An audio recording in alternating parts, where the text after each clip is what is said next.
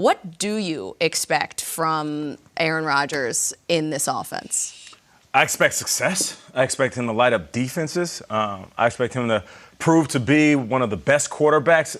You know, we kind of took him off that Mount Rushmore early in his career before the injury and, you know, some of lackluster seasons over the last handful of years. We kind of thought to ourselves, well, he isn't necessarily Andrew Luck or Brady or Russell Wilson. There's still people that think he's the most talented quarterback, the most physically gifted quarterback, has some of the best vision, but because their team hasn't fulfilled success and expectations, I think we kind of took him off. But with all that said, I liken the preseason to getting to know somebody before you move in.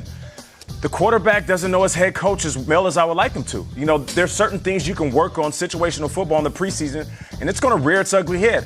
Hopefully it doesn't happen tomorrow night, but it could, though, because Aaron Rodgers, let's call it what it is. And this may sound bad because they're two buzzwords, but he's a little bit of a control freak because he's so damn good. There's a show on another network, a competitor, called Speak for Yourself. And Burleson, I'm going to tell you, speak for yourself. I have never taken Aaron Rodgers off Mount Rushmore. Oh, okay. He's still on Mount Rushmore. It's him, it's Brady, it's Breeze, it's Roethlisberger, and now it's Mahomes. And this guy is about to tear up the league yet again. I don't want to hear anything about offseason stories about audibles or everything else. No. He is refreshed, he's energized, and intellectually he is challenged by Matt LaFleur. I don't know what we're getting. They could be a struggling team this year. It might take a while, but I know Aaron Rodgers is going to be at the top of his game. And I never took him off Mount Rushmore, Nate. Speak for yourself. Wow. Okay, all right. That's good, Peter. I think that was a good thing. Let me just say this. There's so much focus on this divorce from Mike McCarthy and how much, he's going to miss him.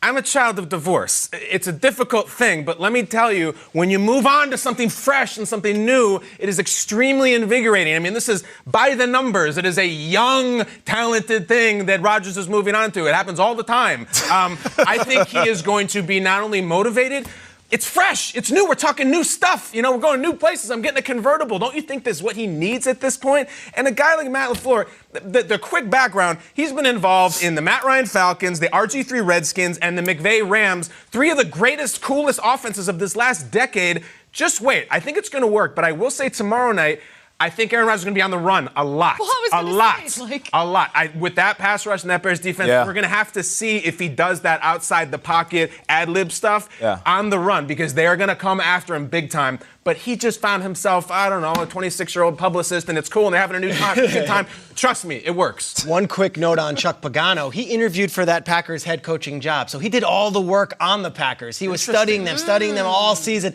Finally gets that interview, doesn't get the gig, goes to Chicago. So he's already put his work in on the Packers as much as LaFleur has put his work in on. That is a tough matchup for Aaron Rodgers and Matt LaFleur. I think for that, I mean, you think about the spotlight that's on that game, the kickoff on Thursday night, and then you have that Bears defense waiting for you. Hey, it's playoff implications already. I know. Week one.